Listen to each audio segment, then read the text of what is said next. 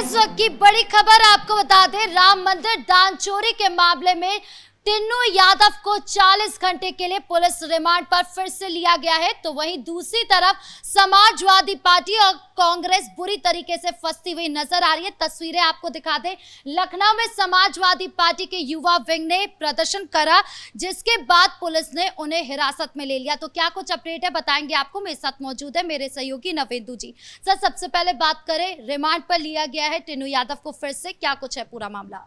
देखिए, ये दूसरा मौका है जब राम मंदिर चोरी के मुख्य आरोपी टिन्नू यादव को फिर से रिमांड पर लिया गया है। पुलिस सुबह 8 बजे फैजाबाद जेल पहुंची और वहां से टिन्नू और उसके भतीजे मनीष यादव दोनों को लेकर आया गया है और अब इससे फिर से पूछताछ की जाएगी। टिन्नू यादव राम मंदिर चोरी का मुख्य आरोपी है और उसके घर से पैसे भी बरामद हुए, उसके भतीजे मनीष यादव के घर से भी पैसे बरामद हुए और इस पूरी चोरी का मास्टरमाइंड अब तक टिन्नू यादव ही नजर आ रहा है। और सबसे पहले टिन्नू यादव ने ही इस मामले को अखिलेश यादव को बताया था। वो चंपत राय का पूर्व ड्राइवर है और राम मंदिर चोरी मामले में जिस तरीके से एक के बाद एक कई बड़े खुलासे हो रहे हैं, पुलिस अब लगातार उस कड़ी तक पहुंचने की कोशिश में जुटी हुई है कि इस चोरी की शुरुआत कहां से हुई थी। तो जब तक टिन्नू यादव पर हंटर नहीं चलेगा, जो कि चलता हुआ नजर आ रहा है, तब तक अंतिम व्यक्ति जो इस मामले में शामिल है वहां तक पहुंचना मुश्किल है। क्या वो टिन्नू यादव ही है, वो अनिल मिश्रा है, या फिर वो कोई और है जो बड़ी मछली की बातें की जा रही है?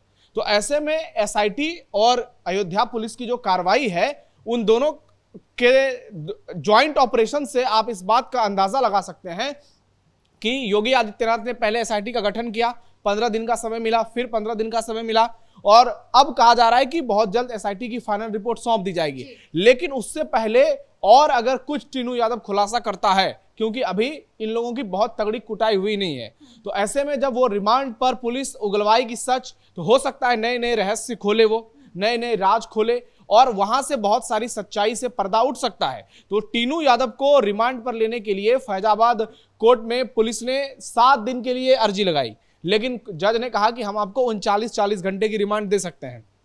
तो ऐसे में 40 घंटे में अब देखिए बहुत सारे खुलासे हो सकते हैं। और टिन्नू यादव और मनीष यादव, क्योंकि इस मामले में टिन्नू यादव की पत्नी और मनीष यादव की पत्नी को भी समन जारी किया गया है, उन दोनों से भी पूछताछ होगी। तो ऐसे में अब बहुत सारे सवाल उठने लगे हैं कि टिन्नू और मनीष जो है, ये दोनों जैसे लवकुश मिश्रा, अनुकल मिश्रा, करुणेश पांडे, ये लोग तो गिनती करने में थे और इन लोगों ने पैसे चुरा कर अपनी संपत्तियां बनाई और इधर उधर पैसे खर्च किए। लेकिन टिन्नू यादव इस पूरे गिरोह का सरगना था और टिन्नू यादव के पास जो पावर थी वो इन लोगों के पास नहीं थी, क्योंकि दान पेटी की चाबियां उसके पास थी, बहुत सारे प्रबंधन के कार्य उसके पास थे और टिन्नू यादव अपनी कद का और चंपत राय से करीबी होने का नाजायज फायदा उठा रहा था। इसके चलते उसने इस मामले में बहुत बड़ा हेराफेरी किया है और इस वजह से पुलिस के शिकंजे पे सबसे ज्यादा कोई है तो वो टिन्नू यादव ही है। क्या वही मास्टरमाइंड है इस पूरे मामले का? देखिए, वो तो जब जांच पूरी हो जाएगी तब स्पष्ट हो जाएगा कि मास्टरमाइंड कौन है। लेकिन फिलहाल जो कुछ भी जांच में सामने आया है और जिस तरीके से जांच आगे बढ़ रही है, लग रहा है कि इस पूरे खेल में सबसे बड़ा मोहरा कोई है तो वो टिन्नू यादव ही है। और टिन्नू यादव ने जिस तरीके से इस पूरे मामले को अंजाम दिया और उसके बाद राजनीति कराई, अखिलेश यादव से सबसे पहले संपर्क साधा, तो सवाल उठने लगे कि टिन्नू यादव ने अखिलेश को क्यों बताया। तो पुलिस इसके राजनीतिक एंगल भी खंगालने की कोशिश करेगी, लेकिन सबसे पहले पुलिस के ऊपर जो जिम्मेदारी और जवाबदेही है कि टिन्नू यादव ज्यादा से ज्यादा खुलासे करे, ज्यादा से ज्यादा सच बताए और तमाम पहलुओं तक पुलिस को पहुंचाए जहां से इस पूरी गतिविधि को उसने अंजाम दिया है। टिन्नू यादव की मुश्किलें बढ़ती जा रही है, हो सकता है आने वाले दिनों में उसके समर्थन वाले लोग, उसके करीबियों में से किसी की गिरफ्तारी हो जाए। मनीष यादव की पत्नी को समन जारी किया गया है, क्योंकि इन लोगों ने जो राम मंदिर से पैसे जुटाए, जो अवैध कमाई की, उसके बाद अपना एक साम्राज्य खड़ा कर दिया। कहीं हॉस्टल बनवाए, कहीं बड़े बड़े बिल्डिंग्स बनवाए, कहीं गाड़ियां खरीदी, वो किसके नाम पर है, वो सोना चांदी जो खरीदा वो किसके नाम पर है। तो जिसके भी नाम पर ये सारी संपत्तियां दर्ज होंगी, पुलिस उनसे भी पूछताछ करेगी और लगातार पूछताछ हो ही रही है। तो टिन्नू यादव की मुश्किलें जो है वो कम होने का नाम नहीं ले रही है और पुलिस रिमांड, क्योंकि एसआईटी की पूछताछ अलग होती है और पुलिस रिमांड पर पूछताछ करने का तरीका अलग होता है, तो पुलिस रिमांड पर जो पूछताछ होगी उसमें टिन्नू यादव अभी बहुत सारे सच उगलेगा और आने वाले समय में टीनू यादव इस पूरे खेल का मास्टरमाइंड निकल सकता है और उसको कड़ी से कड़ी सजा होगी। विपक्ष एक सवाल बार बार उठा रहा है कि अभी तक फाइनल रिपोर्ट क्यों नहीं आई है, क्यों इतना ज्यादा वक्त लग रहा है? देखिए, फाइनल रिपोर्ट ये कोई ऐसा नहीं है कि कोई क्रिकेट मैच है एक दिन में खेल के इसका रिजल्ट बाहर आ जाता है। इतना बड़ा मामला है, पूरे देश की नजर इस पर टिकी हुई है और हर दिन इस मामले में नए नए खुलासे हो रहे हैं। तो जब तक एसआईटी और अयोध्या पुलिस इस मामले की गहराई तक और इस मामले के निष्कर्ष तक नहीं पहुंचेगी, तब तक फाइनल रिपोर्ट कैसे जारी हो जाएगी? मान लीजिए अभी फाइनल रिपोर्ट जारी कर दिया जाता है और बाद में कुछ बातें आती है जो कि जांच में शामिल नहीं हो पाती है, उसके बाद यही लोग फिर मजाक उड़ाएंगे कि योगी आदित्यनाथ ने किस टीम का गठन कर दिया, किन लोगों का गठन कर दिया, ये अधिकारी बेवकूफ थे, इन लोगों ने कैसे जांच की, ये चीजें छूट गई। तो सरकार चाहती है कि इस मामले में कोई भी पहलू छूटे ना, क्योंकि ये आस्था से जुड़ा मामला है, ये करोड़ों अरबों लोगों के सम्मान से जुड़ा हुआ मामला है, उनकी भावनाओं से जुड़ा हुआ मामला है।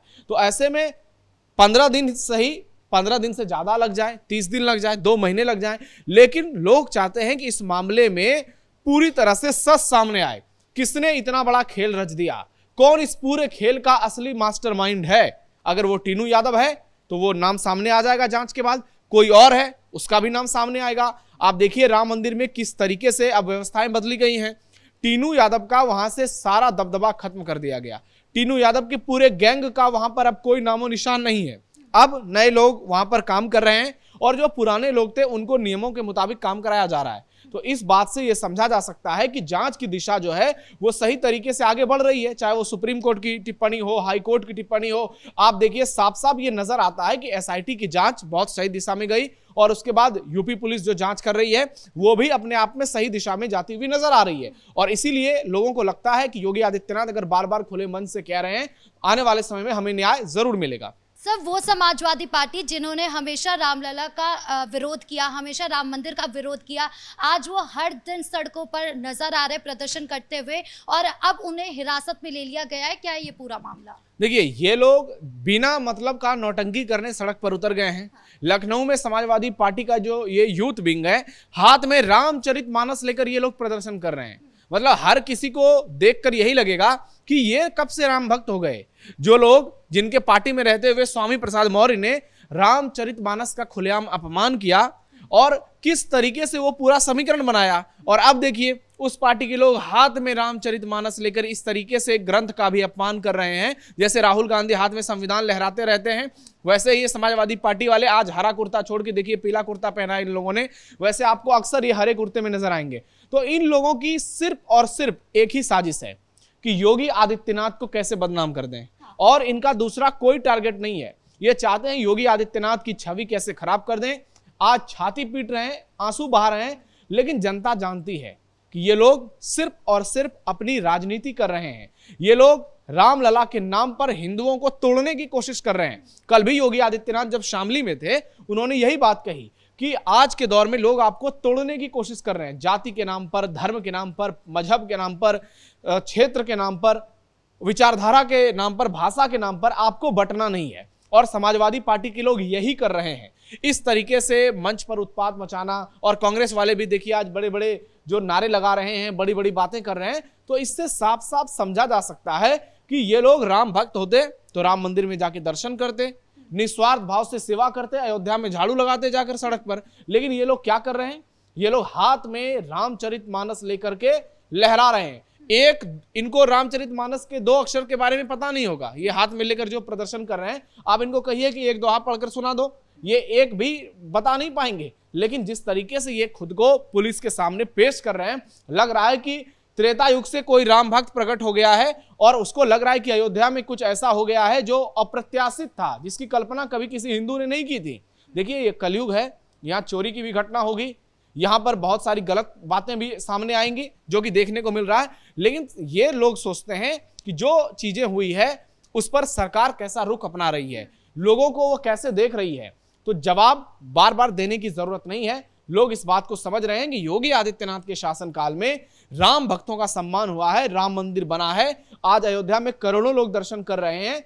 तो उसका कारण सिर्फ और सिर्फ बीजेपी की रथ यात्रा से लेकर सुप्रीम कोर्ट का फैसला है। और उसके बाद सरकार ने जिस तरीके से राम मंदिर को बनवाया और राम मंदिर में इतनी शानदार व्यवस्थाएं की। आज आप देखिए अयोध्या धाम पूरे विश्व में किस तरह से जगमगा रहा है। ये इन लोगों को पच नहीं रहा है, क्योंकि इन लोगों ने तो राम भक्तों पर गोलियां चलवाई थी। ये लोग तो हमेशा तुष्टीकरण की राजनीति करते हैं। तो जब इनको लग रहा है कि आने वाले चुनाव से पहले अब इनकी लंका लग चुकी है, पूरी तरह से ये बैकफुट पर जा चुके हैं, तो ये इसी तरह सड़क पर उतरकर नाच करते हैं। और यूपी पुलिस ने फिर बताया कि ये तो योगी मॉडल है, ये तो अखिलेश वाला समय नहीं है कि तुम कुछ भी उत्पात मचाओगे और तो हम तुमको छोड़ देंगे।